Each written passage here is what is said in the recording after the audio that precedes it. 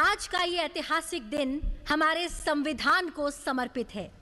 संविधान की स्वीकृति की 76वीं वर्षगांठ के शुभ अवसर पर हम मलयालम, मराठी, नेपाली, पंजाबी, बोडो, कश्मीरी, तेलुगु, उड़िया और असमिया इन 9 भाषाओं में भारत के संविधान के विमोचन के आज साक्षी होंगे।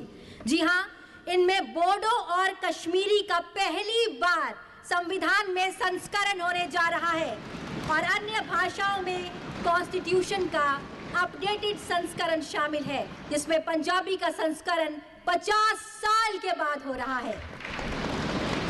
माननीय राष्ट्रपति जी, कृपया इनका लोकार्पण कर इस क्षण को इतिहास में स्वर्ण अक्षरों से अंकित करने की कृपा करें। भारत के संविधान का उसकी 8वीं अनुसूची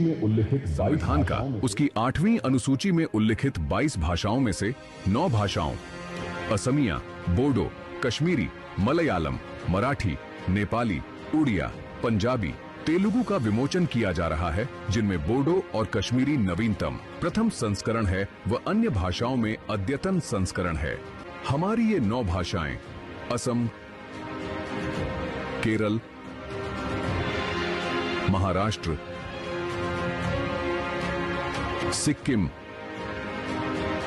ओडिशा, पंजाब, आंध्र प्रदेश तथा तेलंगाना और जम्मू कश्मीर संघ राज्य क्षेत्र में जनसाधारण द्वारा प्रयोग में लाई जाती है। धन्यवाद।